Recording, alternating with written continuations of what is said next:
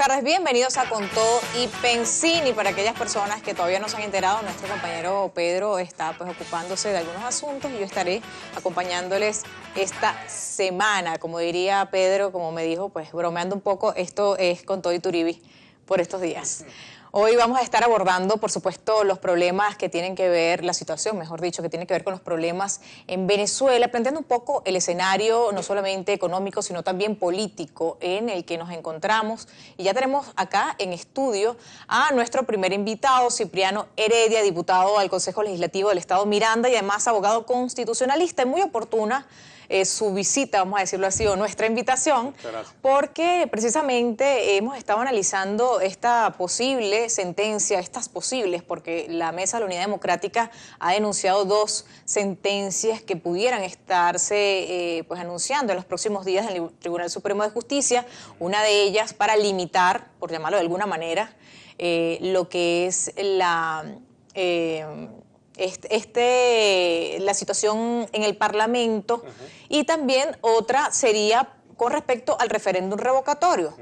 ¿Cómo pudiera de alguna manera limitarse esta inmunidad parlamentaria? Esto se ha hablado de la inconstitucionalidad, puesto que no está previsto en nuestra Constitución, en ningún artículo no hay ni siquiera una posibilidad abierta a que esto se dé así. Se ha hablado de que esta inmunidad sería solo dentro del Parlamento, una cosa que no tiene mucha lógica ni mucho sentido jurídicamente hablando, ni siquiera a los que no tenemos que ver con las leyes. Pero usted que es abogado, explíquenos un poco al respecto, si esto se puede dar y si se da, cuál es el escenario que se nos presenta. Sí, bueno, muchas gracias antes que nada por la invitación, un saludo a toda la audiencia. Y mira, sí, efectivamente, en el día de hoy ha habido mucha atención a la expectativa. Ayer mismo la rueda de prensa que dio la unidad habló sobre la posibilidad de que se diera una sentencia, en este caso estamos hablando de dos, una que tiene que ver con el tema de la inmunidad parlamentaria y seguir cercando a la Asamblea Nacional, cosa que ya viene haciendo el Tribunal Supremo de Justicia prácticamente desde el mismo momento antes que se instalara la Asamblea, en una serie de decisiones, creo que ya van 28 decisiones del TCJ sobre actos o leyes emanados de la Asamblea, y por otro lado el tema del referendo revocatorio que está sometido a una permanente suerte de espada de Damocles desde el tribunal por el tema de las supuestas firmas chimbas o los muertos firmando o todo lo que se ha querido hacer ver allí para empañar el proceso, que realmente el tema de fondo es que el CNE se ha empeñado en retrasar y entorpecer todo lo que puede, ¿no?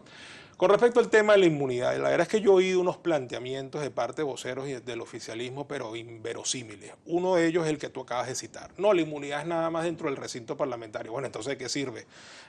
Donde se confunde además con otras figuras que tienen que ver con lo que es la irresponsabilidad o con lo que tiene que ver con el tema de las opiniones. La inmunidad es una institución que viene desde hace muchísimo tiempo y que no protege a la persona, protege al cuerpo, protege a la función legislativa. Porque si unos diputados no tienen inmunidad parlamentaria, pues muy difícilmente pueden cumplir su función de investigación, de contraloría, de todo lo que hacen y no correr con las consecuencias, y más cuando se está frente a un régimen autoritario como este. A veces algunos incluso lo confunden con el privilegio procesal que tienen muchos funcionarios del Estado del antejuicio de mérito. Y entonces, no, los ministros también tienen inmunidad, los generales tienen inmunidad. No, eso es la posibilidad de ser juzgados con un antejuicio previo que diga si hay méritos o no para enjuiciar. La inmunidad es de los parlamentarios y protege al cuerpo para que a ti no te puedan detener 3 esquinas antes del Capitolio, la policía, y te lleve preso justamente cuando vas a una votación donde a lo mejor el gobierno va a perder por un voto.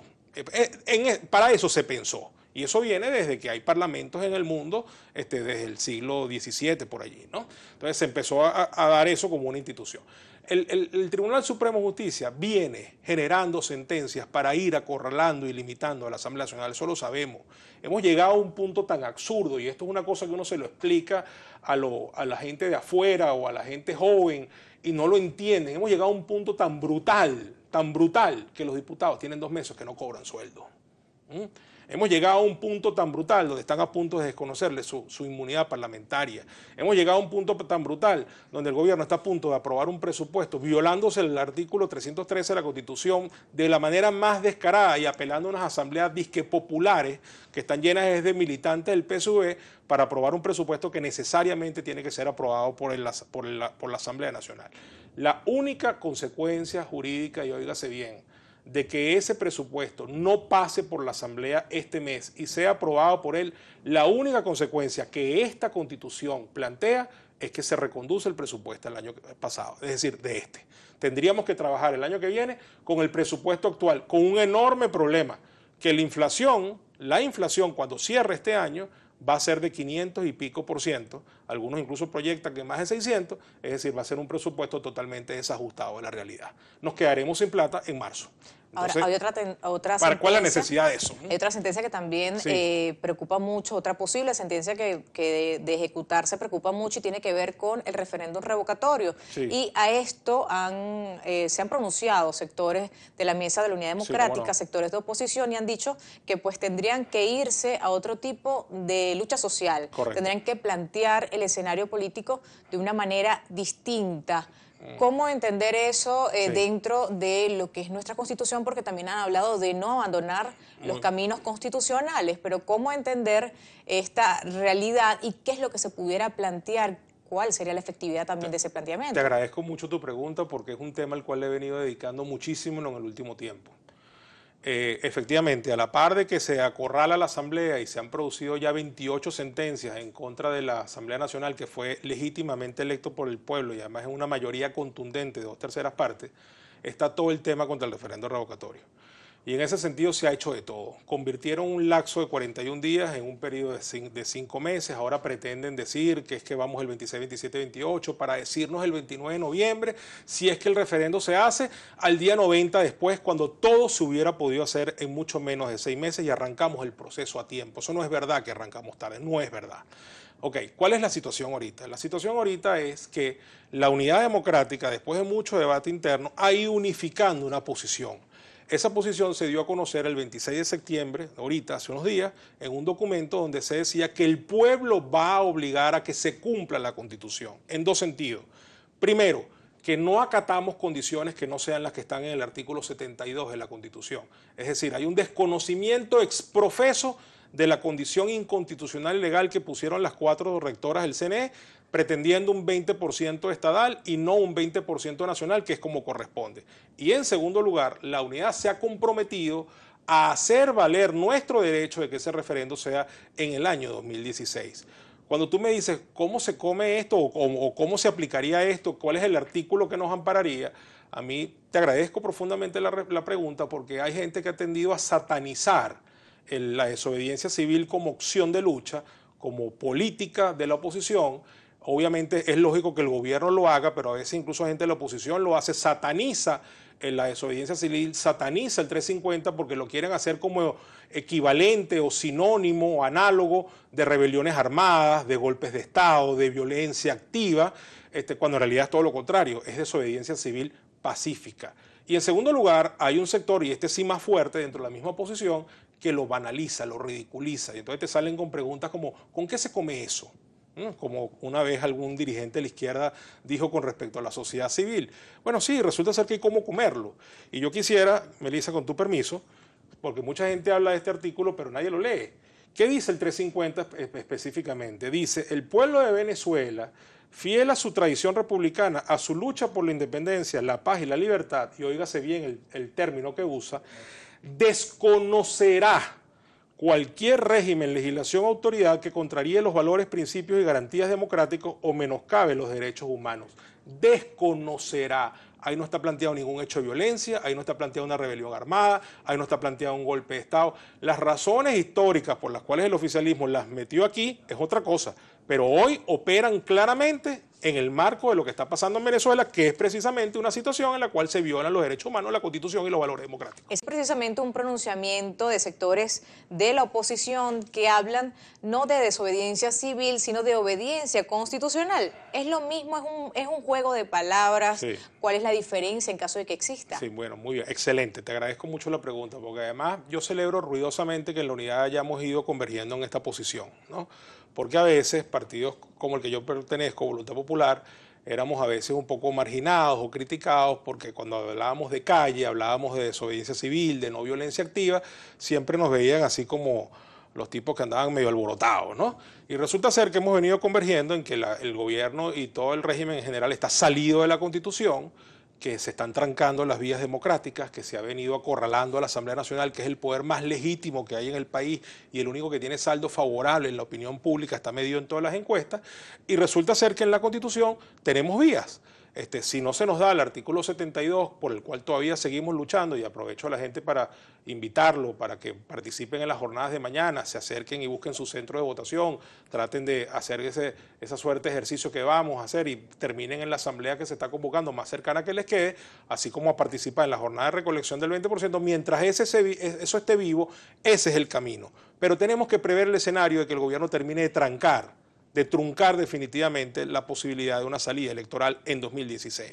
Y frente a eso, ya Voluntad Popular se había pronunciado desde una gran asamblea que hicimos el mes pasado en el Parque Miranda, y ahora la unidad de alguna manera ha suscrito esa tesis, la tesis de que nosotros vamos a desconocer las órdenes, decisiones inconstitucionales y que vamos a hacer valer la Constitución.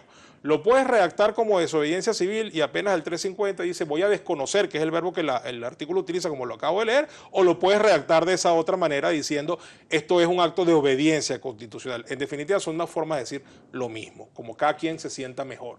¿De qué se trata esto? Querido televidente, aunque usted no lo sepa, hemos venido ya aplicando actos de desconocimiento, es decir, hemos venido haciendo acciones que están enmarcadas dentro del 350. Por ejemplo, cuando Henry Ramos y la mayoría de los diputados de la Asamblea Nacional deciden desconocer la sentencia del Tribunal Supremo de Justicia que separó de sus cargos arbitrariamente a los 3 diputados de Amazonas y los reincorporan al foro parlamentario, están desconociendo una sentencia, están aplicando 350, están en un acto de obediencia constitucional. Cuando la gente en la frontera ureña decidió desconocer a las autoridades que mantenían cerrada esa frontera porque del lado de allá de Colombia estaban las medicinas y los alimentos de sus hijos e hicieron abrir la frontera desconociendo a la autoridad de Villahermosa y de quienes estaban allí impidiendo el paso, estaban en un acto o de desobediencia civil o de obediencia constitucional, como lo quiera redactar.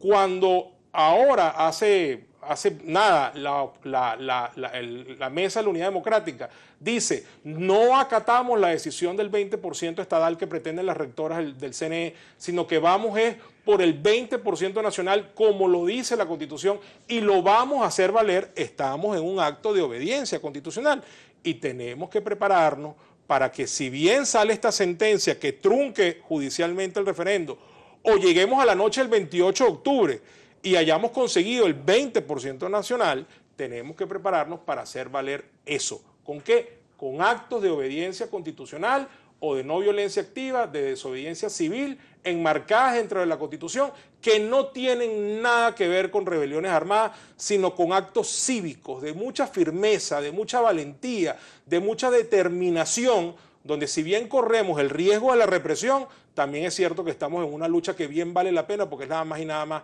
que la lucha, nada más y nada menos que la lucha por la libertad de Venezuela, la recuperación de la democracia, la reinstitucionalización del Estado y la única posibilidad que nos va quedando para salir de esta crisis que nos tiene comiendo de la basura, sin medicina, con la inflación más alta del mundo por 4º año consecutivo y en un proceso brutal de depauperación general de la población. Ahora, ¿cómo lograr que esto tenga el efecto esperado? Sí, hemos visto, como usted mencionaba, uno de los poderes más legítimos porque es elegido por el pueblo, precisamente por el voto popular, como la Asamblea Nacional, no ha logrado ni siquiera poder llevar a cabo estas leyes que han aprobado, puesto que tiene un Tribunal Supremo de Justicia que no ha permitido que esto llegue a concretarse. ¿Cómo poder aplicar este 350 con efectividad, sí, con algún tipo de repercusión o de cambio, al menos en lo político? Te voy a responder como le respondía a un querido amigo politólogo en estos días, que también me mencionaba la palabra efectividad con respecto a lo que se está haciendo.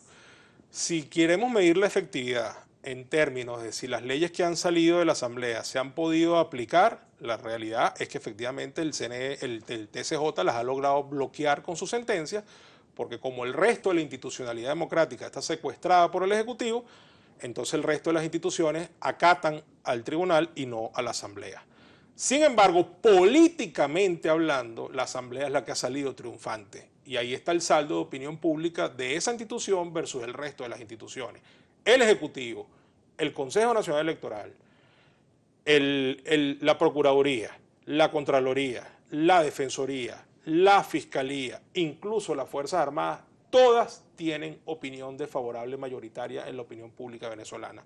La única institución del Estado venezolano que tiene saldo de opinión pública positivo, que tiene más agrado que rechazo, es la Asamblea Nacional. Es decir, que en términos políticos, quien ha salido legitimado de esto es la Asamblea, y quien se ha visto tremendamente deslegitimado pagando un alto costo político son las demás instituciones del Estado. O sea que si ese es el camino que pretenden seguir, se van a seguir deslegitimando. Ahora, ¿dónde está la diferencia, Melissa? La diferencia está en que para que esto sea efectivo y tenga el resultado esperado, que es lograr un cambio de régimen de gobierno este año, que es cuando funciona, que es cuando sirve para darnos por posibilidad de un nuevo gobierno dentro de esta Constitución, nada fuera de esta Constitución. Para eso necesitamos que la gente se restee, que la gente acuda, que la gente esté allí, que la gente esté dispuesta, que la gente se determine, que la gente sepa que el cambio está en sus manos, no nada más en la dirigencia política. Por supuesto que los dirigentes políticos estamos obligados a darle a esto conducción, pero al fin y al cabo es la gente la que tiene el cambio en sus manos y la posibilidad de darse un futuro mejor. Ahora, diputado, el 1 de septiembre vimos a muchas personas movilizándose hacia Caracas, algunos con muchísimas dificultades desde sus zonas de origen, sin embargo llegaron. Hubo una gran cantidad de personas que los acompañaron en esta marcha, pero para algo tan determinante y tan decisivo como pues adherirse a ese 350, la oposición tiene ese apoyo de esa gran cantidad de venezolanos. ¿Cree que realmente yéndose a esta solución pudiera concretarse un apoyo mayoritario que obligara a algún cambio político en el país? Sí, mira, primero que nada yo quiero diferenciar. En todo momento se explicó que la convocatoria del 1 de septiembre no tenía otro efecto que no fuera el de demostrar que éramos una clara mayoría, que estábamos movilizados, que estábamos allí, que la oposición tiene el músculo suficiente y que iba a ser en términos pacíficos, e incluso llegamos a una cosa que para mí fue excesiva, aquí hablando en términos absolutamente de una opinión personal, que fue ponerle horario de entrada y horario de salida. Para mí eso fue incluso un exceso, ¿no? de querer mantener el control sobre la manifestación. Sin embargo, estamos hablando de un escenario distinto. Estamos hablando de un escenario, que salga una sentencia en las próximas horas del Tribunal Supremo de Justicia que trunque definitivamente la salida electoral este año, diciendo que no hay referendo por el motivo que ellos quieran, lo cual significaría en la práctica que con la no convocatoria de las elecciones regionales estamos en una suerte de suspensión de facto del derecho del sufragio en Venezuela. Esa es la situación que estaría presentándose aquí. Una suspensión de facto del derecho al sufragio en Venezuela hasta nuevo aviso. ¿Y cuál es el nuevo aviso? A que el oficialismo tenga posibilidades de ganar. Porque entonces ahora se escudan en la guerra económica, se escudan en que no hay recursos para no hacer elecciones. Por ese camino y con esa excusa, tampoco habrá elecciones regionales el año que viene, no habrá elecciones municipales, ni siquiera sabremos si habrá elecciones presidenciales en 2018. Porque si esa excusa la aceptamos ahorita, aquí simplemente esto se acabó. ¿Ok? Entonces, lo que te quiero decir es que bien salga esa sentencia, o que lleguemos a la recolección del 20%, que es lo que yo espero que pase, pero llegamos a la noche del 28 de octubre, y el CNE pretende no reconocer que recogimos el 20% nacional, que es el único requisito que está aquí, pues entonces nos toca volvernos a apretar el cinturón y estar dispuestos y en la calle para hacer valer la voluntad popular y hacer valer el artículo 72 y acogernos a lo que aquí está previsto, que es que todos tenemos el derecho y el deber de desconocer cualquier régimen, autoridad o legislación que menoscabe esta Constitución, los principios democráticos o viole los derechos humanos, que es exactamente lo que está pasando en Venezuela. Ahora, diputado, nos queda un solo minutito, una respuesta muy concreta con respecto a lo que quisiera preguntarle, y tiene que ver con este 350, sería la última vía, el último camino, el último recurso que le quedaría a la oposición luego de transitar por todo lo que ya usted ha comentado. Si queremos forzar un cambio democrático en este país en el año 2016, que es cuando implica un cambio de régimen, de gobierno, y no que tengamos que vernos forzados a aceptar cosas inaceptables para un hipotético escenario dentro de quién sabe cuándo, pues sí, ese es el camino que nos queda si se trunca la salida electoral con una sentencia o con una nueva decisión arbitraria por parte del CNE. Efectivamente, eso es lo que nos queda. Como lo quieras llamar, desobediencia civil, no violencia activa o obediencia constitucional, como le gusta a otros redactarlo, que es exactamente lo mismo en este caso. Bien, muchas gracias por a ti, habernos Melissa, acompañado y por haber analizado toda esta situación con respecto a pues cómo se encuentra el panorama legal y la situación política en el país. Seguro. Nosotros vamos a hacer una Gracias. breve pausa. Ustedes no se aparten de nuestra sintonía, que todavía queda mucho más de Con Todo y Pensín.